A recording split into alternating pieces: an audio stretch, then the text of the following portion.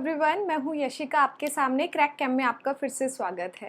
देखिए, आज third lecture जो हमारे पास है, यहाँ बिना किसी टॉपिक पे बढ़ने से पहले जो बेस है, सबसे इम्पॉर्टेंट बेस किसको लेकर है? क्यूब को लेकर है। देखो, पूरे चैप्टर के अंदर अभी तक हमने जो टाइप्स ऑफ सॉलिड्स की बात की है, क्रिस्टलाइन या अमरफस सॉलिड है, उसे छोड़ दो। इलेक्ट्रिकल मैग्नेटिक प्रॉपर्टी जो बिल्कुल एंड में चैप्टर में आती है, उसे छोड़ दो। इनको छोड़ के पूरा चैप्टर है, उसका बेस यहाँ से स्टार्ट हो जाता है।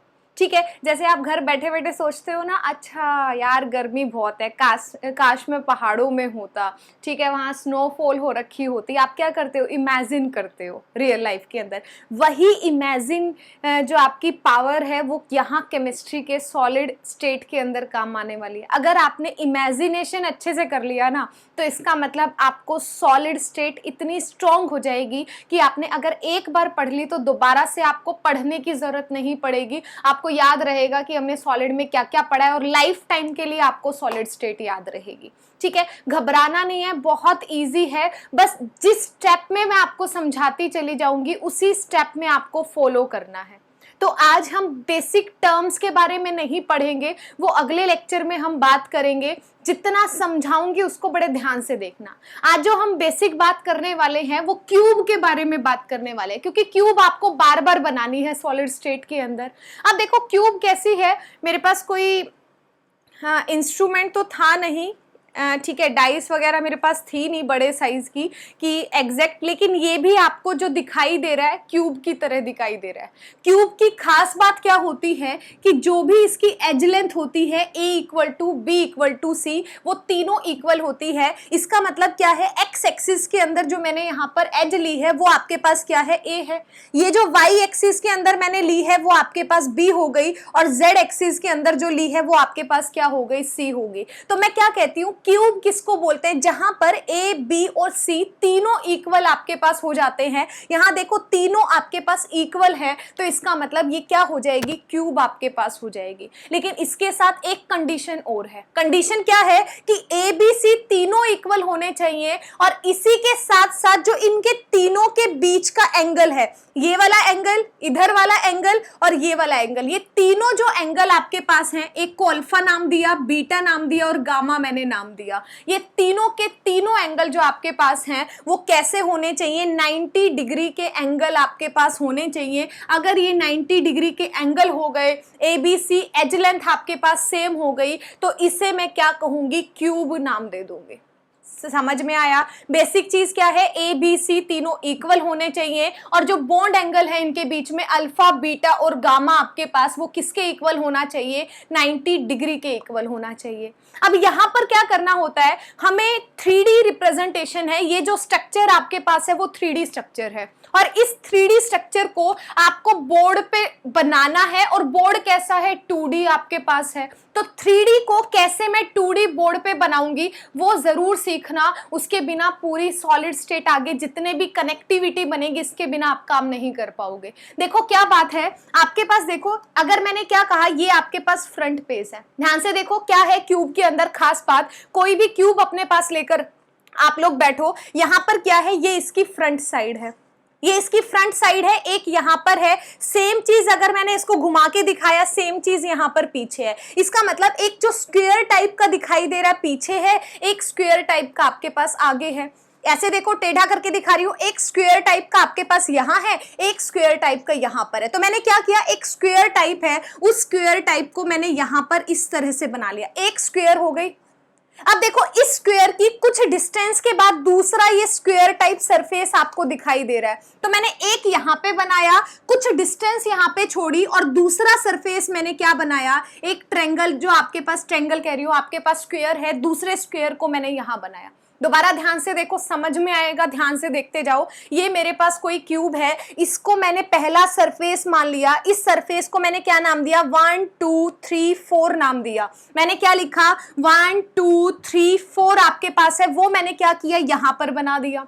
अब इस सरफेस को मैं थोड़ा टिल्ट करके दिखाऊं, तो लास्ट में जो सरफेस है, इतनी डिस्टेंस के बाद एक सरफेस हो रहा है। मैंने थोड़ी सी डिस्टेंस ली, और यहां पर यही स्क्वायर है, जिसको मैंने क्या नाम दिया? 3 4 5 6 नाम दिया। आपके पास 5 6 7 8 नाम दिया, वो कहाँ होगा? 5 6 7 8 है, वो एक पर्टिकुलर डिस्टेंस के ऊपर आपके पास होगा। समझ आया? अब देखो ये स्क्वायर है और ये वाला स्क्वायर है, दोनों क्या है? इंटरकनेक्ट है आपस में। इसका जो ये वाला पॉइंट है वो किससे कनेक्ट है? इस वाले पॉइंट से कनेक्ट है। नीचे वाला है उसके इस वाले पॉइंट से कनेक्ट है। इधर वाला पॉइंट है वो आपके पास इसके साथ कनेक्ट है। ये वाला ऊपर वाला है इसके ऊपर वाले से कनेक्ट है। तो मुझे यही काम करना है। क्या करना है? इस स्क्वायर का जो आपके पास क्या है, इस स्क्वायर का पहला पॉइंट है वो क्या है? इस स्क्वायर के जो ऊपर वाला पॉइंट है, इसका भी ऊपर वाला, इसका भी ऊपर वाला, दोनों आपस में क्या है? कनेक्टेड आपके पास है। ये आपके पास स्क्वायर है, ये स्क्वायर है, ये क्या है? इस एज के थ्रू क्या है? आपस में कनेक्टेड है, इस एज के थ्रू आपस में कनेक्टेड है। सेम इसके नीचे वाला पॉइंट है, इस पीछे वाले के आपके पास जो पॉइंट है, ये दोनों पॉइंट भी एक एज के थ्रू क्या है? कनेक्टेड है। तो मैंने क्या किया? इसको इसके साथ कनेक्ट किया। इसके सेकंड जो आपके पास अपर वाला पार्ट है, इसका जो आपके पास राइट साइड का अपर वाला पॉइंट है, इन दोनों के अपर पॉइंट को क्या कर दिया? दोनों को ज्वाइन कर दिया। नीचे देखो ये मेरे पास लेफ्ट है, इस वाले स्क्वायर का भी क्या है? लेफ्ट आपने लिया है। ये लेफ्ट बॉटम आपके पास है, ये भी लेफ्ट बॉटम है। इन दोनों को आपस में क्या कर दिया? कंबाइन कर दिया। ये देखो राइट बॉटम आपके पास है, इन दोनों को भी आपने क्या कर दिया? आपस में कनेक्ट कर दिया। तो आपके पास क्या बन गया? ये जो 3D रिप्रेजेंटेशन थी, इस 3D रिप्रेजेंटेशन को आपने इस 2D बोर्ड के ऊपर यहां पर आपने इसको शो कर दिया। ध्यान से देखा?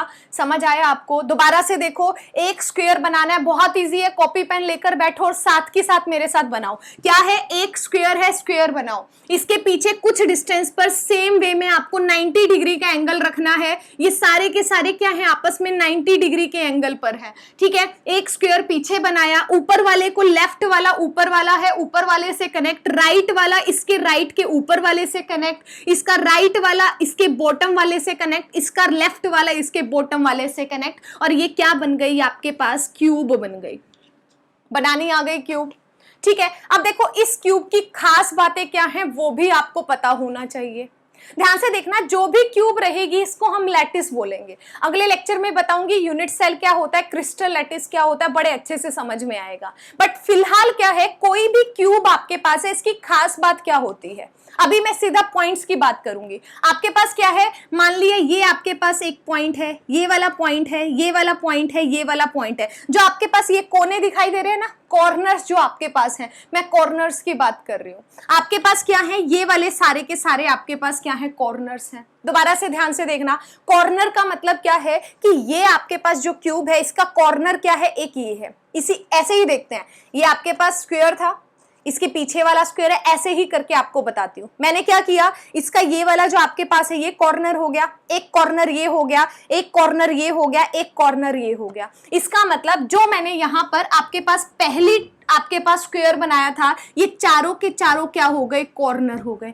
चार कॉर्नर ये हो गए। इसके पीछे देखो, एक कॉर्नर यहाँ, अगला कॉर्नर यहाँ, अगला कॉर्नर यहाँ और उससे अगला कॉर्नर आपके पास यहाँ। तो चार इधर कॉर्नर हो गए, चार इधर कॉर्नर हो गए। इसको छोड़ के कोई कॉर्नर दिखाई देता है? कोई भी दिखाई नहीं देता। तो इसका मतलब चार कॉर्नर ये हो गए। ठीक इसके पीछे जो आपके पास थे ये चार कॉर्नर आपके पास ये वाले हो गए। तो टोटल अगर मैं किसी भी क्यूब की बात करती हूं तो क्यूब के अंदर जो आपके पास कॉर्नर्स होते हैं, नंबर ऑफ कॉर्नर्स कितने होते हैं? वो आपके पास पर्टिकुलर 8 होते हैं।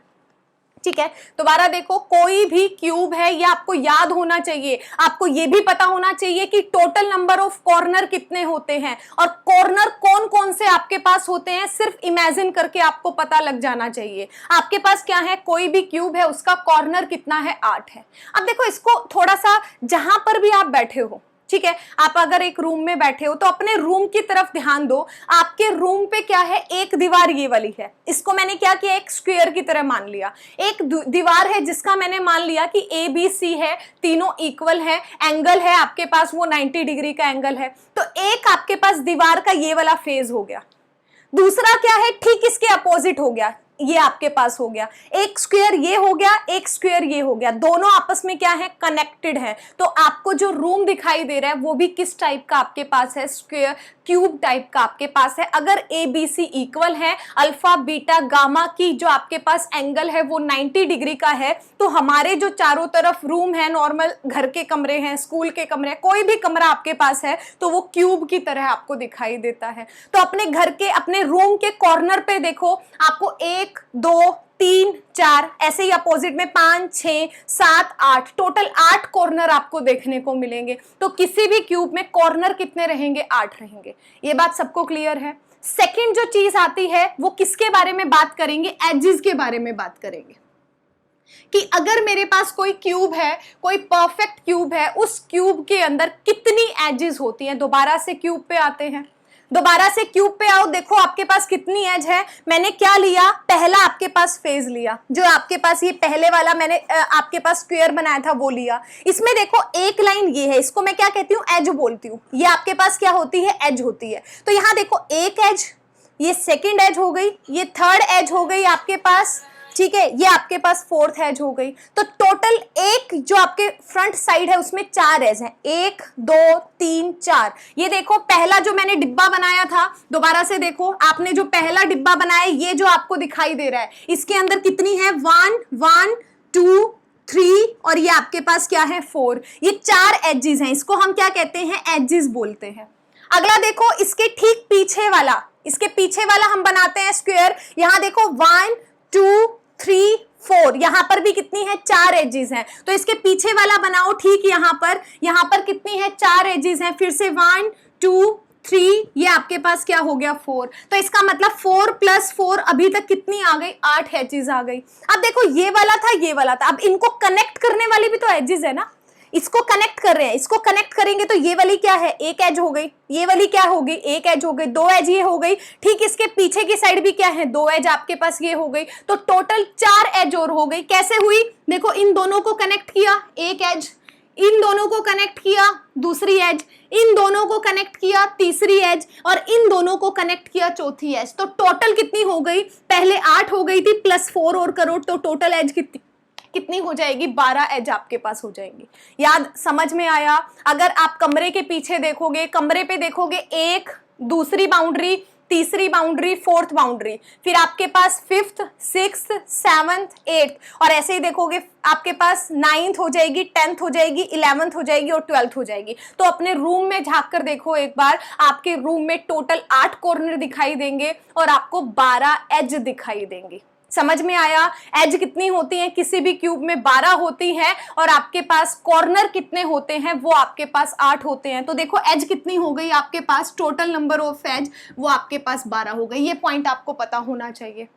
अगला देखो, हम फेस की बात करते हैं। फेस किसको बोलते हैं? ध्यान से देखना, ठीक है। मैंने क्या कहा है? ये कोई भी क्यूब है, इसे मैं क्या कहती हूं? कॉर्नर कहती हूं। इस पॉइंट को जो कोने में है उसको कॉर्नर बोलूंगी। ये जो आपको लाइन दिखाई दे रही है इसको मैंने एज बोला। अब फेस किसको बोलते हैं? ये जो पूरी दीवार होती है ना, इसको हम फेस बोलते हैं। आपके कमरा है, एक कमरे के पीछे देखो ये वाली एक दीवार है, ये पूरी दीवार है, मतलब इस पूरे सरफेस को ध्यान से देखो। पहला डिब्बा बनाया, ये पूरा का पूरा डिब्बे का जो एक सरफेस है इसको मैं क्या कहती हूँ? फेस बोलती हूँ। इसको क्या कहती हूँ? फेस बोलती हूँ। समझ में आया? ठीक, इसके पीछे आपके पास, ये आपके पास एक फेस है, इसके ठीक पीछे भी आपने एक स्क्वायर बनाया था, वो क्या था? सेकंड फेस था। तो इसके पीछे जो आपने बनाया सेकंड फेस आपके पास ये हो गया, 2 फेस हो गए। समझ में आ रही है ना बात? एक फेस ये हो गया, दूसरा फेस ये आपके पास हो गया, 2 फेस हो गए।